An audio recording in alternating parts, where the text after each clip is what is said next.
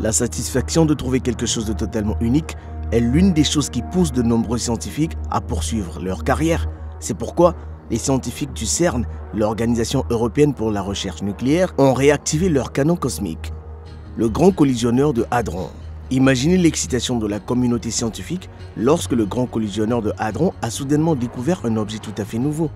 Ce nouvel objet est si énigmatique que certains scientifiques l'ont surnommé fantôme. Qu'est-ce que le collisionneur vient de découvrir? Pourquoi est-il resté caché si longtemps?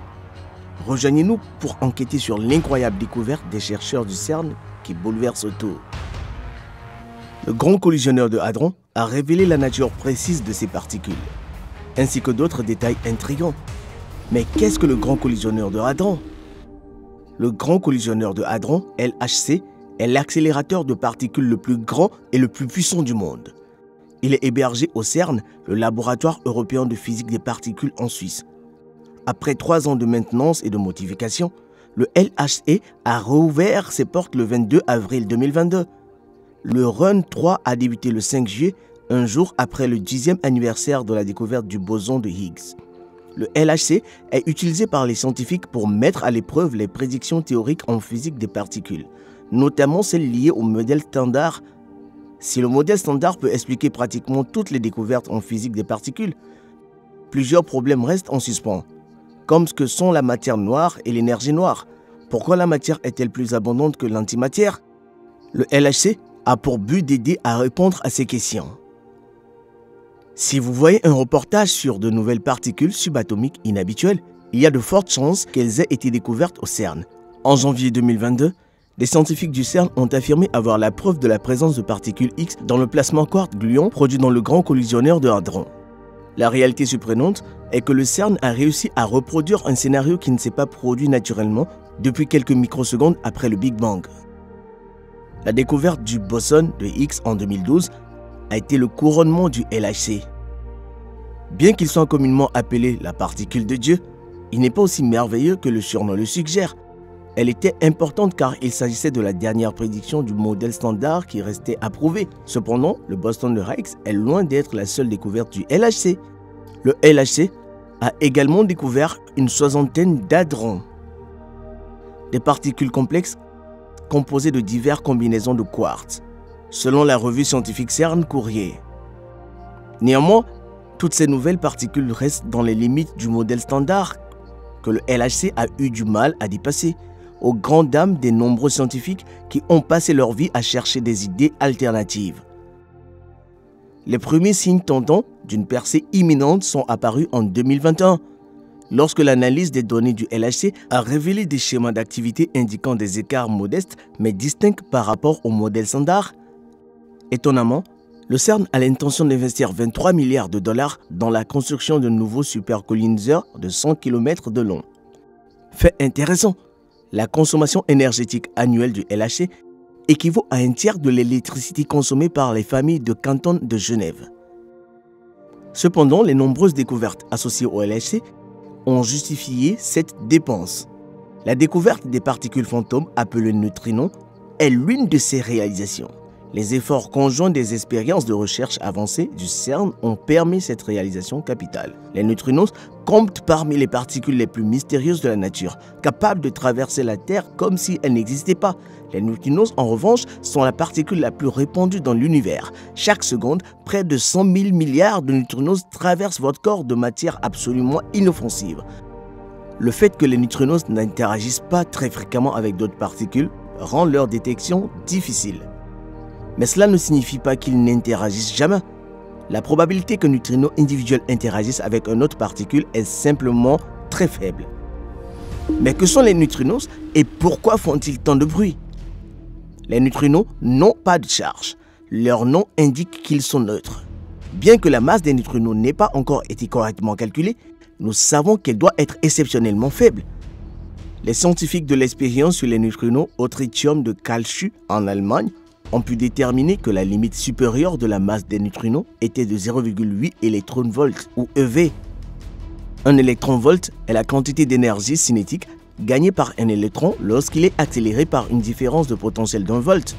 Si la mesure de la masse à l'aide d'unités d'énergie peut sembler étrange au premier abord, Albert Einstein a démontré que la masse et l'énergie sont les deux faces d'une même pièce, comme le décrit la célèbre équation E égale mc2. Et les masses des particules extrêmement petites sont souvent données en EV parce que la conversion en kg est petite.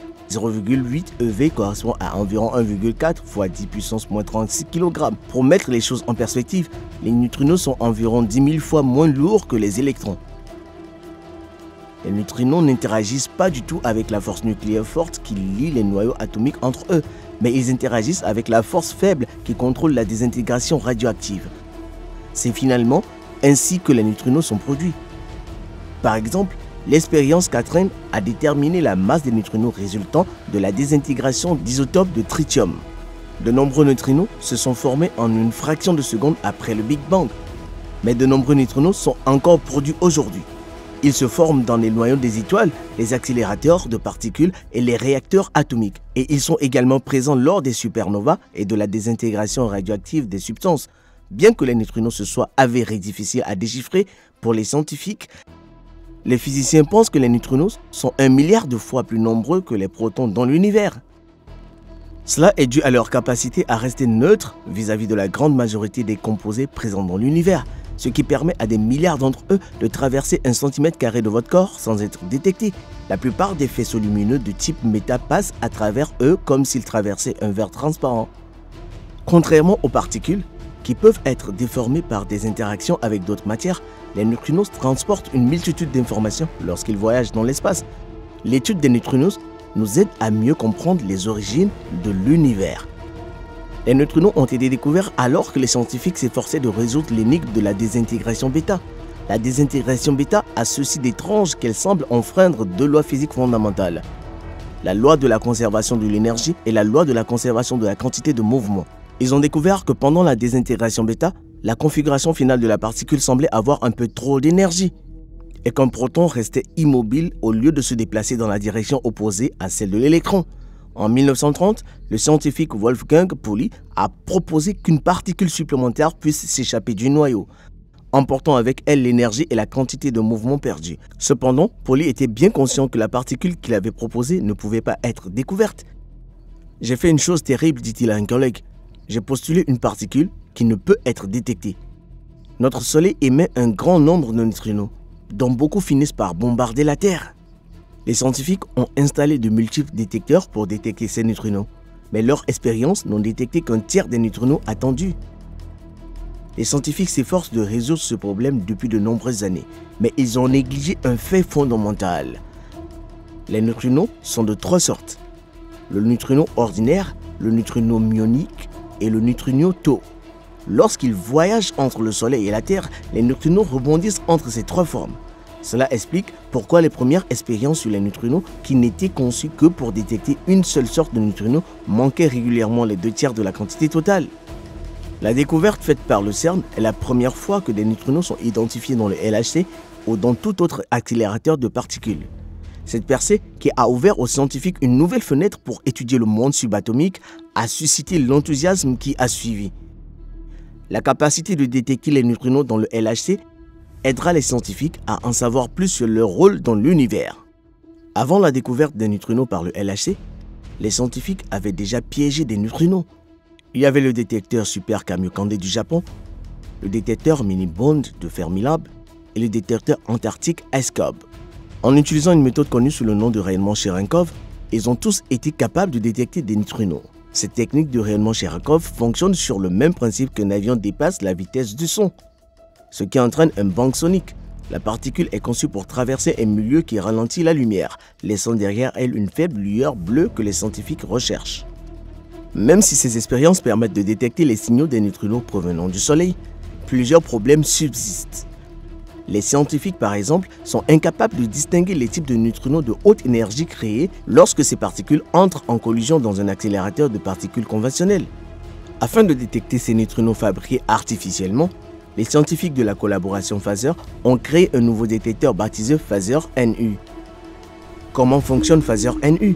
Le Phaser NU est constitué de plaques métalliques solides en plomb et en tungstène, entre lesquelles se trouvent plusieurs couches d'une substance appelée émulsion qui détecte la lumière.